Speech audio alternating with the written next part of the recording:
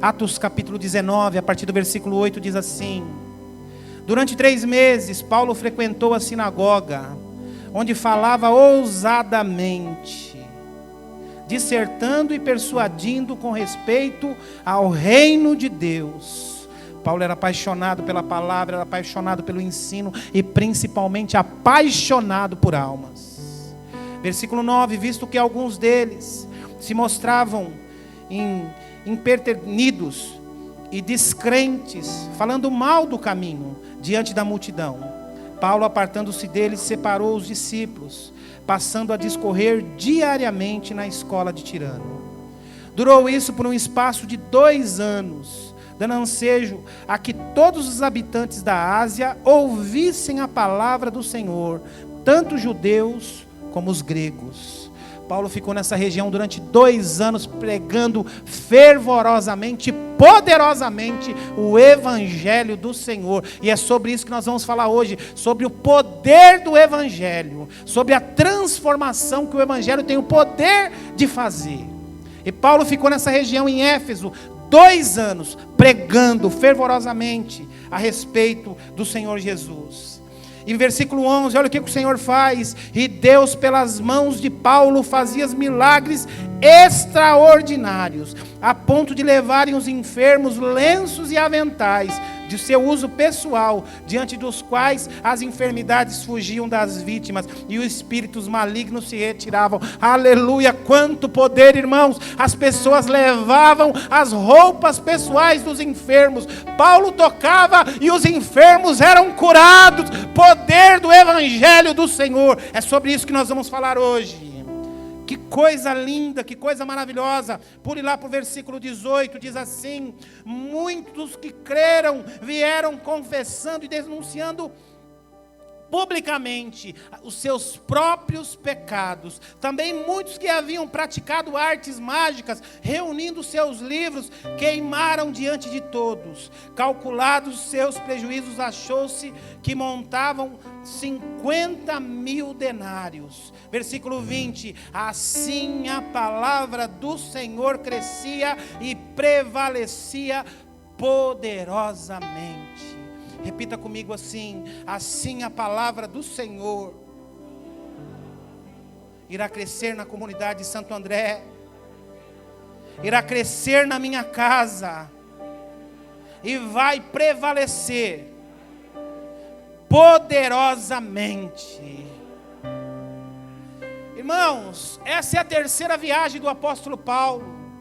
Pela 3ª vez, um homem apaixonado por almas, apaixonado pela palavra, apaixonado pelo ensino, ele sai na sua 3ª e última viagem missionária. E ele vai até Éfeso, uma cidade idólatra. Éfeso é hoje onde é a Turquia. E ele vai para essa cidade, e ele passa ali 2 anos pregando diariamente a palavra do Senhor, falando, discorrendo, persuadindo as pessoas a respeito de Cristo, a respeito da obra de Cristo, a respeito da ressurreição de Cristo. E olha o que é mais interessante, o que é mais poderoso, irmãos: as pessoas que começaram a ouvir, começaram a se converter, e começaram a ter uma experiência sobrenatural a respeito daquilo que o apóstolo Paulo pregava de maneira poderosa, com autoridade. E elas não só se convertiam, como elas confessavam os seus pecados publicamente. Elas tinham uma experiência tão forte, uma experiência tão impactante a respeito daquilo que Paulo provava, que quando elas tinham uma experiência com o Senhor, elas iam em praça pública confessar: olha, eu adulterei, eu matei, eu roubei, eu não quero mais essa vida, agora eu pertenço a Cristo, publicamente. Tal era o impacto de que o evangelho pregado pelo apóstolo Paulo fazia na vida daquelas pessoas. E Éfeso, o que era Éfeso, essa cidade? Era uma cidade idólatra, uma cidade que adorava uma deusa grega chamada Diana. E a cidade, grande parte da cidade, vivia disso. Essa cidade, grande parte da cidade vivia da exploração da imagem dessa deusa Diana e da imagem do templo dedicado a Diana. E Paulo começa a pregar ali. E ali, irmãos, é o primeiro tópico que eu quero tratar com vocês. Ali se manifesta, literalmente, através da vida do apóstolo Paulo, o poder do evangelho sobre a vida daquelas pessoas. A Bíblia diz, irmãos, que aqueles homens, que aquelas mulheres que se convertiam, eles eram dedicados à mágica, eles eram dedicados à feitiçaria, eles eram dedicados à idolatria, eram dedicados a toda sorte de engano. Aqueles homens, os habitantes daquela cidade, eram idólatras, pessoas que adoravam uma deusa pagã grega, pessoas que adoravam a magia. E mais, diz o texto, que essas pessoas tinham muitos livros dedicados à magia, dedicados à feitiçaria. E naquele tempo, irmãos, o livro era muito caro. Livro era um artigo de luxo, Roberto, porque os livros não eram impressos, os livros eram escritos manualmente.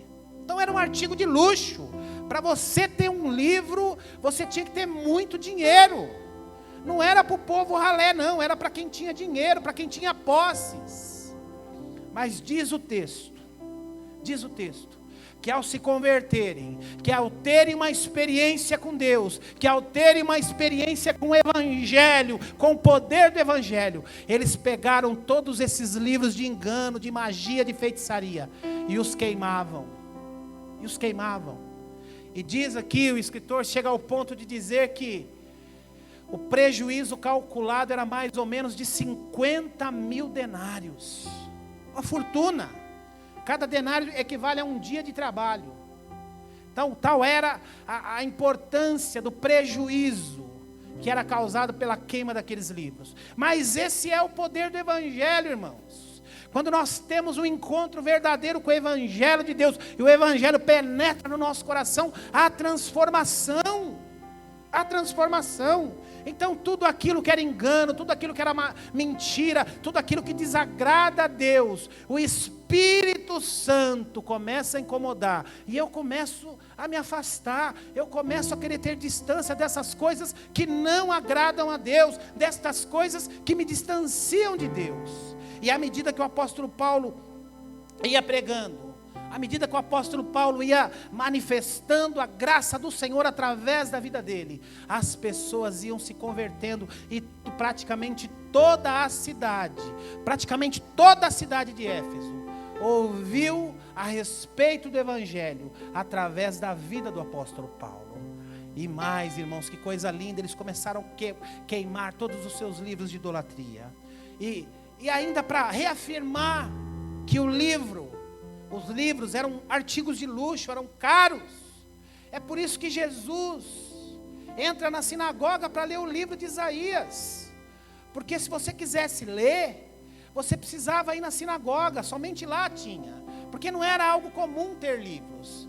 E aí quando ele entra na sinagoga, Jesus ele lê, isso que eu acabei de ler para vocês aqui, está lá em Lucas no capítulo 4, quando ele entra, abre no livro de Isaías e diz: o Espírito do Senhor me ungiu para pregar aos pobres, para trazer liberdade aos cativos, para curar os oprimidos, para trazer visão aos que estão cegos e para libertar aqueles que estão presos aos grilhões. E aí ele continua, e para anunciar o ano aceitável do Senhor. E depois ele conclui: hoje se cumpriu a palavra do Senhor, porque há séculos atrás Isaías havia escrito a respeito do próprio Jesus. Então Jesus estava ali cumprindo a promessa que Deus havia feito. Mas para isso, ele precisou ir na sinagoga para ler o livro de Isaías. E diz o texto aqui, irmãos, que a transformação foi tão poderosa, foi algo tão impactante na vida daquelas pessoas, que elas decidem abandonar tudo aquilo que não era de Deus, tudo aquilo que era idólatra, tudo aquilo que era da magia, tudo aquilo que era das bruxarias. Eles decidem abandonar e decidem seguir o Deus de Paulo, Antes seguia a deusa pagã Diana, a deusa dos gregos. Agora decidem seguir o verdadeiro Deus, o Deus de Paulo, o Jesus que Paulo pregava. Que coisa linda! Olha o que diz no versículo 18. O versículo 18 é bem claro a respeito disso. Muitos que creram vieram e confessando e denunciando publicamente os seus pecados. Você já pensou nisso, irmãos? Você tem uma experiência tão sobrenatural com Deus, de que você ir na praça pública e confessar todos os seus pecados, como fez Zaqueu.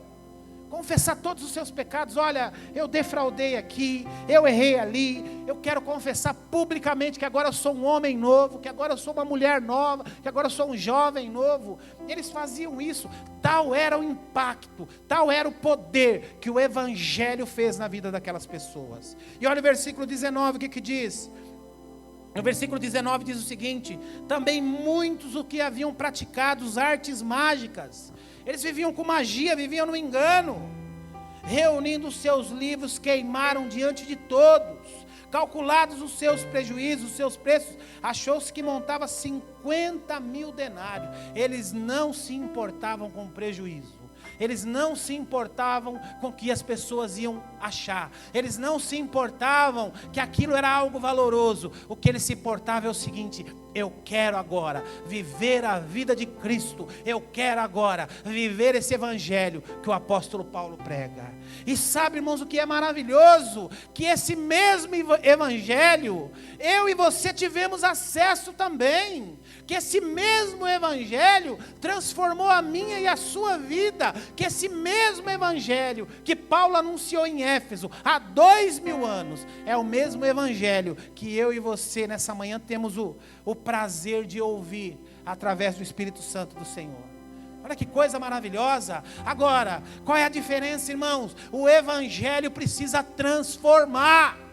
O evangelho precisa fazer a diferença. O evangelho precisa mudar, precisa criar algumas crises no meu coração, precisa criar algumas crises na minha mente, porque eu não posso receber o poder do evangelho, ouvir poderosamente o evangelho e continuar com as mesmas práticas, e continuar fazendo as mesmas coisas, e continuar com os mesmos vícios, e continuar com as mesmas coisas que eu fazia antes. Não! Quando o evangelho vem e transforma de uma maneira poderosa tudo aquilo que desagrada a Deus, você começa a se sentir: isso eu não quero, isso para mim faz mal. E quando Paulo pregou a esses que eram cegos, aquilo que Jesus anuncia, a esses que eram cegos, a esses que eram cativos, a esses que tinham coração contrito, vem a liberdade, tira-se a venda dos olhos. O coração que estava contrito passa a ter alegria, a ter entusiasmo. Aquele que estava amarrado nos grilhões do pecado, no engano do diabo, se sente livre. E assim precisa ser, irmãos, a manifestação do evangelho na minha vida, na sua casa, na vida dos seus filhos. Porque senão, irmãos, não é evangelho. Porque o evangelho tem esse poder de transformar de uma maneira sobrenatural. Paulo estava, irmãos, ele não estava no ambiente de simpáticos ao evangelho, não. Ele estava no terreno do inimigo. Ele estava pregando, Roberto, para um povo idólatra, para um povo que vivia destas coisas. Mas quando a palavra vem, irmãos, quando a palavra vem com o poder do Espírito Santo, a transformação e a quebra de grilhões. E Paulo falava de maneira ousada a respeito daquilo que o evangelho e daquilo que Cristo podia promover na vida daquelas pessoas. E logo eles se transformavam, logo eles ficavam apaixonados pelo evangelho. Que coisa linda, transformação, poder do evangelho, aleluia. Segundo ponto que eu queria tratar com vocês aqui.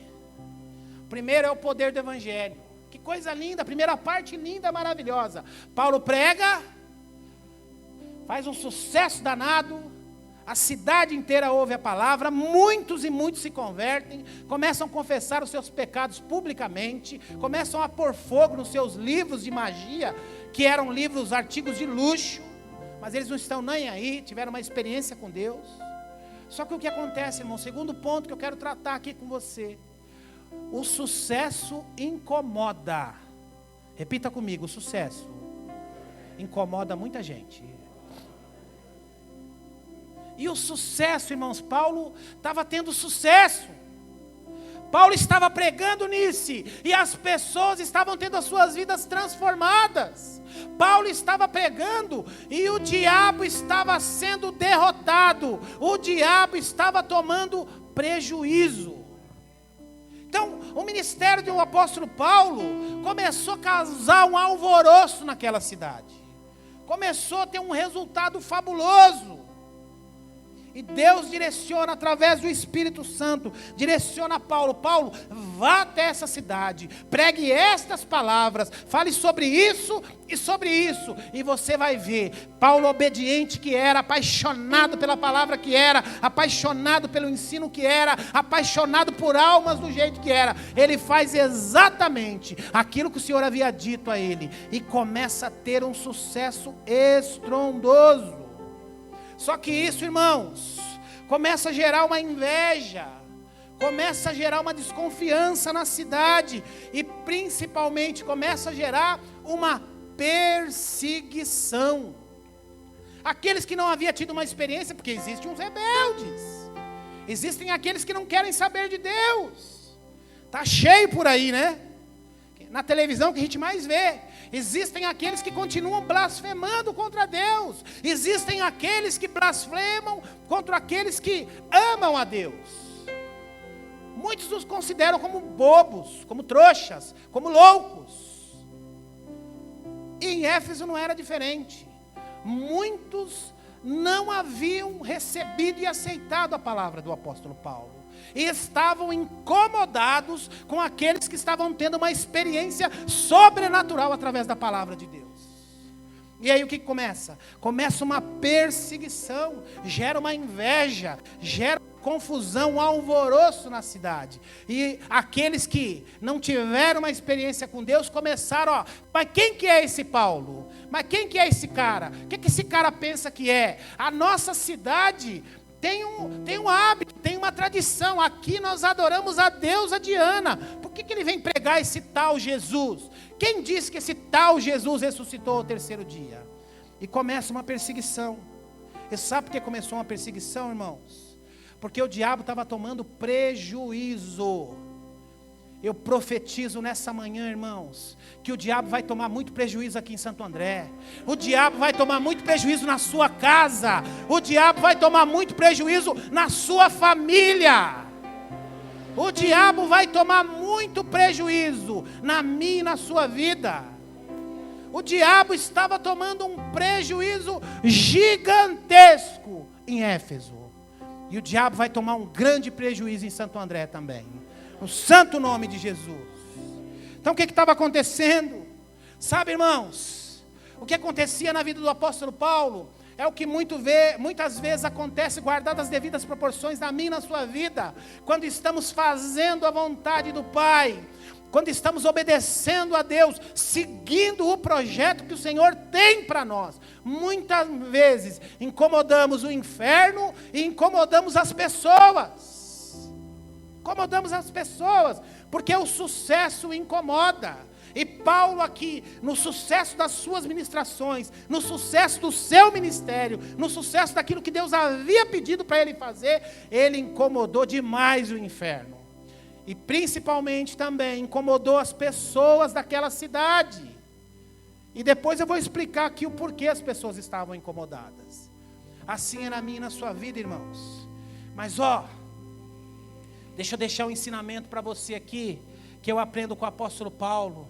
Não importa a perseguição, não importa as acusações, não importa, irmãos, muitas vezes as calúnias, não importa a vergonha, não importa as perseguições, o que for, permaneça firme cumprindo a vontade do Senhor, que você será vitorioso, que você terá resultados assim como o apóstolo Paulo teve. Não importa o que eu e você precisamos fazer como servos de Deus, como aqueles que receberam o evangelho e foram foram transformados. Assim como o diabo tomou prejuízo na nossa vida, na nossa família, nós também temos que ser instrumentos de Deus para dar prejuízo ao diabo na vida das outras pessoas.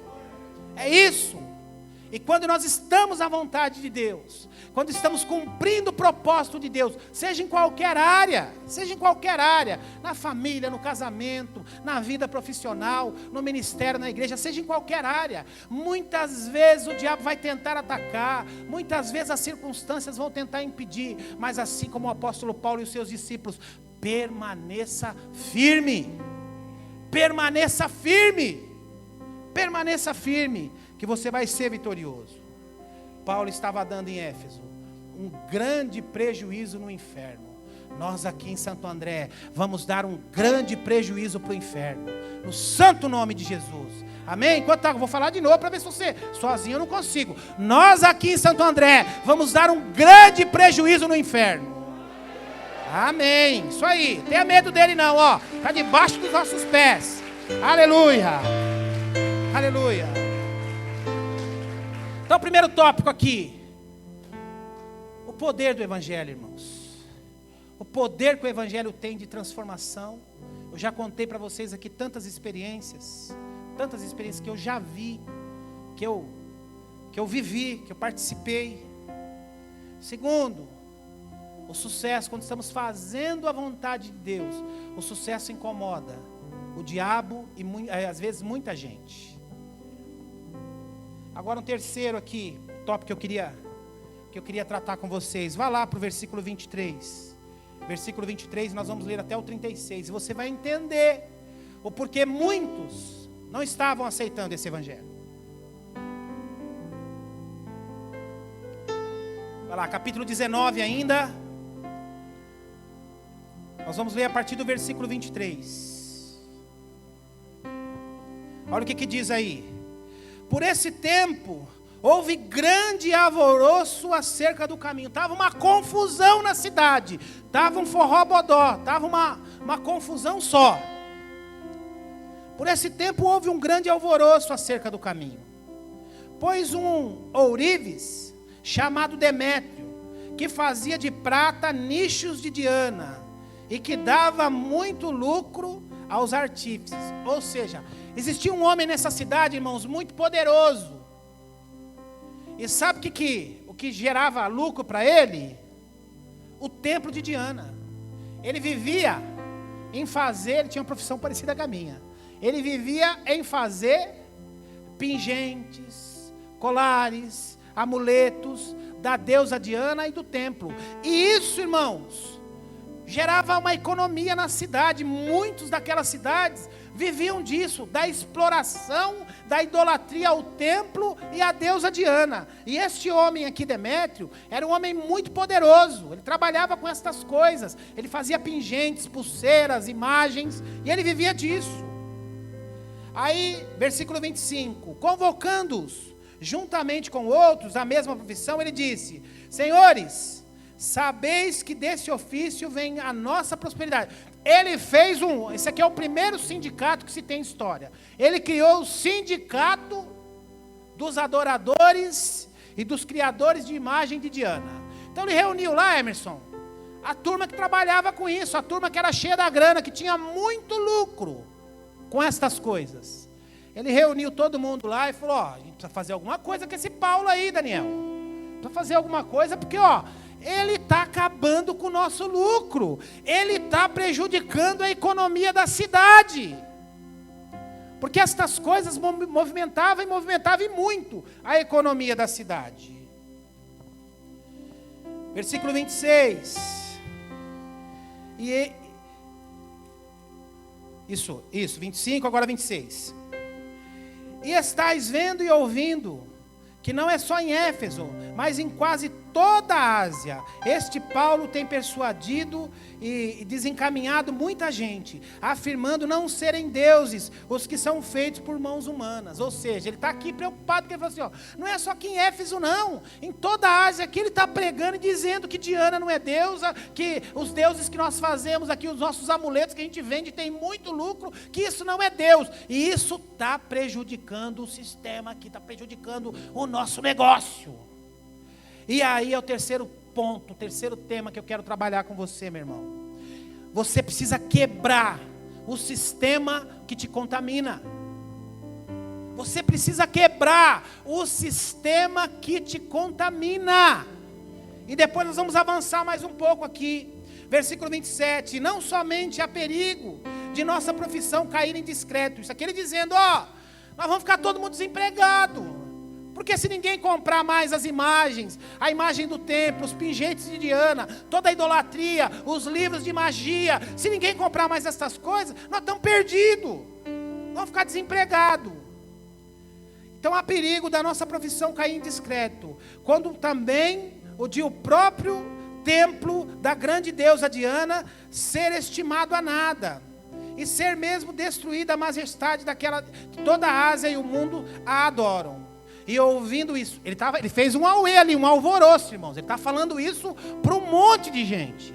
Para a turma que trabalhava com isso e mais os adoradores de Diana. Ele fez um tumulto, um alvoroço ali. Aí versículo 28, para você entender. Ouvindo isto, encheram-se de furor e clamavam, grande é Diana dos Efésios. Foi a cidade tomada de uma confusão. E todos arremeteram para o teatro, e arrebatando macedônios, Gaio e Aristarco, companheiros de Paulo, querendo este se apresentar ao povo, não lhe permitiram os discípulos. Também os asiarcas, que eram amigos de Paulo, mandaram rogar-lhe que não se arriscassem ir ao teatro. Uns, pois, versículo 32, uns, pois, gritavam de uma forma, outros de outra, porque a assembleia caíra em uma grande confusão. E na sua maior parte nem sabiam qual é o motivo que estavam lá reunidos. A grande maioria daquele alvoroço, irmãos, daquele tumulto, as pessoas que estavam ali gritando, Diana, não sei o que, mata Paulo, nem sabiam o que estava acontecendo. Estavam metendo pilha, sem saber o que estava acontecendo. Sabe o que isso nos ensina também? Quantas e quantas vezes, irmãos, eu e você não entramos em confusão, não entramos em discussão, não nos metemos em embaraços que não são nossos. Desde essa época, um monte de gente aqui não sabia nem o que estava acontecendo, mas entrou no meio do tumulto, falou, conta comigo, eu também estou nessa. Envolvidos numa confusão que não era deles. Então fuja disso. Então tiraram Alexandre dentre a multidão, impelindo os judeus, versículo 36, para a frente. Este, acenando com a mão, queria falar ao povo. Agora eu quero que você pare aqui, irmãos. Vamos parar aqui. Versículo 34. Vou dar uma paradinha aqui. Olha, leia comigo o versículo 34. Quando, porém, reconheceram que ele era judeu, Alexandre queria falar, queria fazer uma defesa. Mas quando perceberam que ele era judeu, olha o que aconteceu. Todos, a uma só voz, gritaram pelo espaço de quanto? De quanto? Grande é Diana dos Efésios. Irmãos, está dizendo o texto aqui, que no meio desse alvoroço, para provar que Diana era Deus, eles ficaram 2 horas gritando, grande é Diana, deusa dos Efésios. A gente vem para a igreja, irmãos, a gente vem para a igreja, eu preciso falar para o grupo de louvor, olha, pelo menos uma música, manda o povo sentar. Sabe por quê? Sabe por quê? Porque muitos não conseguem ficar meia hora louvando ao Senhor. Não consegue ficar meia hora adorando com o braço levantado. Dói as pernas, dói o braço. Muitos não conseguem desligar o celular. Não conseguem sair da rede social. Não 40 minutos de palavra. Aqui está dizendo, irmãos, que esse povo ímpio, que esse povo idólatra, que esse povo que não conhecia Deus, ficou 2 horas gritando: grande é Diana, a deusa dos Efésios. Sabe, irmãos, na Tailândia tem um grupo de irmãos, e eu participei de uma conferência uma vez. Tem um pastor tailandês, o nome dele é meio estranho, ele chama Pitsmani, da Tailândia. Este homem, só na Tailândia, ele dirige 3.000 igrejas, Luiz. 3.000 igrejas. Sabe o que as pessoas fazem? Eles vão para o culto de manhã. E eles têm um trabalho lá de implantação de igrejas. Ele já esteve no Brasil algumas vezes. E eles têm um trabalho de implantação de igreja. E o que eles fazem? Eles vão para os seus cultos de manhã, voltam para casa, almoçam. À tarde, cada casal, cada família, vai para uma região da Tailândia. Evangelizar, fundar novas igrejas, começar grupos familiares. E ele contava lá e mostrava com vídeos. Existem irmãos, que pedalam 4 horas à tarde de domingo para ir pregar, para ir evangelizar em uma outra região. Sabe o que aconteceu? Hoje, eu fui ver atualizado, hoje eles têm mais de 3.000 igrejas na Tailândia, só desse ministério. Pessoas apaixonadas. Na África, irmãos, em várias regiões da África, os cultos duram 3, 4 horas. E quando acaba, o povo fica, a gente queria mais. E gente que não tem condução e caminham horas e horas para chegar até a reunião.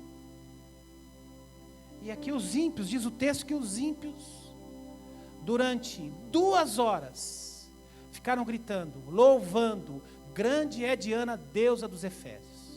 Então isso aqui, quando eu li esse texto, irmãos, foi uma pancada para o meu coração também. Como que nós temos adorado o nosso Deus? Como que nós temos adorado o nosso Deus? Nós não ficamos impacientes em louvar meia hora. Ficamos impacientes, não conseguimos ouvir 45 minutos de mensagem. Coisa que vai edificar o nosso coração.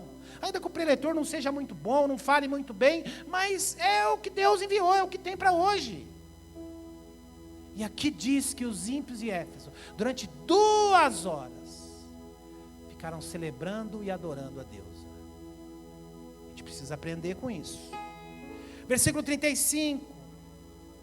O escrivão da cidade, tendo apaziguado o povo, disse: Senhores Efésios, quem porventura não sabe que a cidade de Éfeso é guardiã do templo da grande Diana e da imagem que caiu de Júpiter? Ora, não podendo isso ser contrariado, convém que vos mantenhais calmos e nada façais precipitadamente. O escrivão da cidade, irmãos, aquele tumulto, aquele alvoroço, 2 horas, primeiro tumulto, depois 2 horas o povo: Diana, Diana, nossa Deus, aleluia, Diana, Diana. O escrivão da cidade deu uma palavra dizendo, vindo que haverá um alvoroço maior ainda, disse a todo aquele povo, no meio de toda aquela confusão: acalmem-se. A nossa cidade tem o decreto aqui, que Diana é a nossa deusa. A nossa cidade é guardiã do templo. Então podem ficar tranquilos, que esse Paulo aí não vai atrapalhar nada não. Para acalmar o povo. Só que volta a dizer, irmãos, o estrago já estava feito. O prejuízo do diabo já estava na conta. Então, agora voltando aqui para Demétrios. Este homem, e a cidade era uma cidade consumista, uma cidade idólatra. E muito do que movimentava a economia da cidade, era em cima desse templo. Parece uma cidade que a gente tem aqui no Brasil, né? Era em cima desse templo e das coisas que eram vendidas através desse templo. E o que acontecia? esses homens e muitos daqueles que viviam disso se sentiram incomodados, porque vai fechar a nossa torneira, a nossa fonte de lucro será fechada. E Demétrio diz: olha, talvez a nossa profissão talvez entre em extinção, e pior, talvez o templo de Diana seja considerado como nada, porque esse homem está pregando, esse homem está falando a respeito de Cristo, este homem está falando do poder do Evangelho, e as pessoas estão se afastando. Então, por isso que deu toda essa confusão. Sabe o que eu vejo aqui, irmãos? O engano. Por isso que eu e você, a partir do momento que nós entendemos, que nós aceitamos o Senhor Jesus como Senhor e Salvador da nossa vida, que a gente experimenta o poder do Evangelho sobre a nossa vida, nós temos que quebrar todo o sistema que nos afastam de Deus. Nós precisamos romper todo o sistema, quebrar todo o sistema que nos contamina e nos afasta de Deus. Então, todo esse engano que era proferido em Éfeso, a respeito de Diana, a respeito do templo, a respeito dos livros de magia, a respeito dos pingentes, das idolatrias, das imagens, todo esse engano, Paulo destrona, Paulo põe abaixo, Paulo quebra todo esse sistema de engano do diabo. E é isso que você precisa fazer na sua família, é isso que você precisa fazer na sua vida, na sua casa, destronar, quebrar todo esse sistema do engano do diabo, que vem muitas vezes de maneira sutil, irmãos. Tem um monte de gente que gosta do Evangelho, gente que nos assiste, que tem simpatia pelo Evangelho, mas muitas vezes o diabo engana, dizendo: para com esse negócio de crente, isso aí não dá futuro não. Se você virar crente, você não vai poder mais beber, você não vai poder mais jogar bola, você não vai poder mais ver televisão. E o diabo fica: ai pastor, eu pensava assim. Você acha que as pessoas não pensam assim? Eu gostava de bola, eu gostava de televisão. Eu falo: não, vou virar crente, não vou poder mais jogar bola, não vou poder mais ver. Não. Então, para, esse negócio de ser crente aí é muita responsa. Larga isso para lá, vai curtir a vida. Isso é um dos enganos do diabo. Sai fora, larga esse negócio de crente, isso é uma furada. Outra mentira do diabo: pode experimentar. É bom você experimentar para você sentir. Você não experimentou?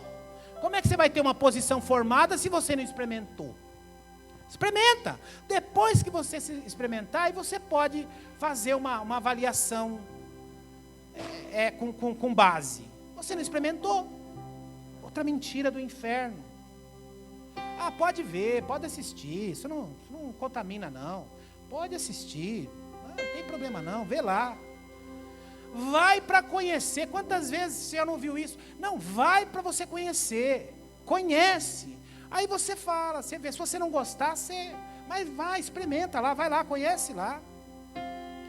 Todo mundo ouve, por que eu não vou ouvir? Todo mundo curte, todo mundo escuta, por que eu não vou? Todo mundo vai, por que eu não vou? Mas todo mundo vai participar, todo mundo vai estar lá, por que eu não vou? Todo mundo usa, por que eu não posso usar? Todo mundo usa, só eu que não vou usar? Mentiras do diabo. E guardadas as devidas proporções, irmãos, o que Paulo estava fazendo lá em Éfeso era exatamente isso, quebrando o sistema que afastava aquele povo de Deus, quebrando todo o sistema idólatra, todo o sistema enganoso do diabo, todo o sistema de mentira, de idolatria, de magia, de engano. Ele estava quebrando para livrar, para que se cumprisse aquilo que Jesus leu em Isaías, para livrar os cativos, para curar os contritos, para trazer visão àqueles que estavam cegos. Paulo fez isso, Paulo faz isso. Então, Paulo quebra ali todo o sistema do diabo naquela cidade. E você precisa fazer o mesmo. Você precisa quebrar todo o sistema que contamina a sua casa, que contamina seu casamento, que contamina a sua família, que contamina os seus negócios, que contamina os seus filhos. Tudo. Não abra brechas. Não abra brechas. Cuidado com o que entra na sua casa. De tempos em tempos eu falo aqui, cuidado com o que entra na sua casa, cuidado com o que você assiste, cuidado quem você põe na sua casa, cuidado os lugares que você frequenta, cuidado, não abra brechas, cuidado com quem você anda. Sempre digo isso, mulheres, atenta, quem são os amigos do seu marido? Homens, quem são as amigas da sua esposa? Pais, quem são os amigos dos seus filhos? Atentos, atentos. E por último aqui, já estamos terminando. Vai lá para o versículo 30 e 31, e já estamos findando aqui. Olha o cuidado, olha o zelo, irmãos. Repita comigo. Eu preciso caminhar com pessoas que se importam comigo. Você precisa caminhar com quem se importa com você. Você precisa andar, abrir sua casa, caminhar com quem se importa com você. Porque deixa eu falar um negócio para você. Tem um monte de gente que anda com a gente, não por aquilo que somos, mas por aquilo que nós podemos oferecer. Em tempo, em talento ou em tesouro, em dinheiro. Sabia disso? Nós temos que cuidar das pessoas, abençoar as pessoas, sem querer nada troca. Agora, a gente precisa andar, caminhar. Caminhar é o andar junto, é o caminhar, é empreender junto, é fazer a obra junto. É a coisa mais íntima, com quem se importa com a gente. Olha o que acontece aqui. Paulo era um homem sábio, irmãos. Vocês sabem disso, eu sou apaixonado por Paulo. Vocês sabem, é o que eu mais prego aqui. Um homem sábio, um homem culto. Além do homem cheio do Espírito Santo, era um homem culto. Mas olha aqui. Olha o que diz versículo 30 e versículo 31. Querendo este apresentar-se ao povo, não lhe permitiram seus discípulos, seus amigos, estava um tumulto danado. E Paulo queria se apresentar para fazer sua defesa. Aí versículo 31. Também as iarcas, que eram amigos de Paulo, mandaram rogar-lhe que não se arriscasse indo para o teatro. Paulo queria ir para o teatro fazer uma defesa e falar mais a respeito do evangelho. E os amigos falaram, não vai não, cara. Você já fez o que tinha que fazer aqui nessa cidade. Você já cumpriu aquilo que Deus tinha para a sua vida. Porque Paulo, irmãos, Paulo era sinistro, Paulo era doido. Ele era apaixonado por almas. E muitas vezes a paixão, esse fogo, às vezes tira um pouquinho do prumo. E Paulo era assim, era entusiasmado. Um sujeito que diz, para mim morrer é lucro, para mim morrer é lucro e viver é Cristo. Você imagina? Então os amigos dizem, não, Paulo, Deus tem muito para fazer através da sua vida ainda. Não se arrisque, você pode morrer. E seguraram, guardaram, protegeram Paulo. Protegeram Paulo. Como que nós agimos com as pessoas que nós amamos? Quando a gente fica sabendo de alguma coisa, a gente protege ou acaba de detonar? Eu sabia, não sem vergonha mesmo. Eu sabia, nunca negou. Os amigos protegeram. Paulo caminhava com quem se importava com ele. Os amigos não permitiram que ele se arriscasse mais do que o necessário. Os amigos não permitiram que ele colocasse a sua vida em risco desnecessariamente. Porque o que Deus já havia feito naquele lugar, irmão, já era algo poderoso. Aquele alvoroço todo era com permissão de Deus. E os amigos disseram, não, fica aí. A sua missão já foi cumprida. Aqui o prejuízo já foi causado. Aqui Deus usou a sua vida poderosamente. E o diabo tomou um prejuízo gigante aqui. Tudo já foi consolidado, Paulo. Fica tranquilo. Mais uma vez eu profetizo na sua vida, irmãos. Sabe? Se você realmente quebrar o sistema que contamina a sua vida, que contamina a sua casa, o diabo vai tomar um prejuízo gigante na sua vida, na sua família, no seu casamento, nas suas finanças. Sabe por quê, irmão? Sabe por quê? Porque o diabo ele é sujo, sem vergonha. E ele só age onde ele tem permissão para entrar. Onde ele não tem permissão, ele fica só rodeando. Porque aonde não tem brecha, aonde não tem falha, aonde não tem sistema, ele não entra, não lhe é permitida a entrada. E Paulo, aquilo que Deus havia determinado para que Paulo fizesse naquela cidade, Paulo havia feito. Amém? E terminando aqui, lá no versículo 1, e eu quero concluir aqui para nós orarmos juntos. Olha o que diz aqui. 20, versículo 1. Cessado o quê? Cessado, a minha está tumulto, mas é a mesma coisa. Cessado o tumulto. Paulo mandou chamar os discípulos e, tendo confortados, despediu-se deles e partiu para a Macedônia. Deixa eu falar um negócio para você, irmãos, que Deus manda falar para você nessa manhã. Talvez na sua casa, no seu casamento, na sua vida financeira, na sua vida pessoal, na cabeça, aí deve estar, talvez esteja um alvoroço, uma confusão, um rebuliço.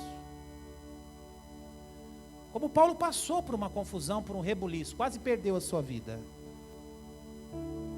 Mas deixa eu falar um negócio para você, como diz aqui no versículo 20.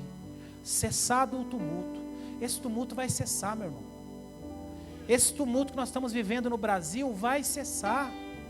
Esse tempo de pandemia vai cessar. Esse tempo de sequidão no seu casamento vai cessar.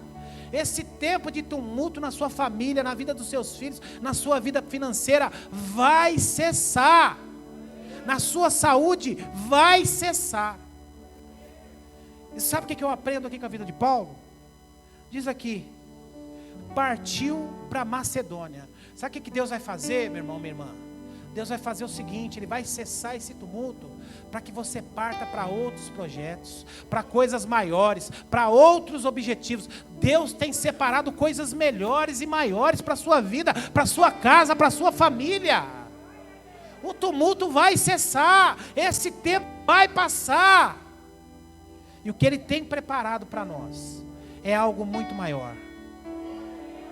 Repita comigo, o diabo vai tomar um grande prejuízo na minha família e aqui na comunidade de Santo André. Amém. Você pode aplaudir ao Senhor?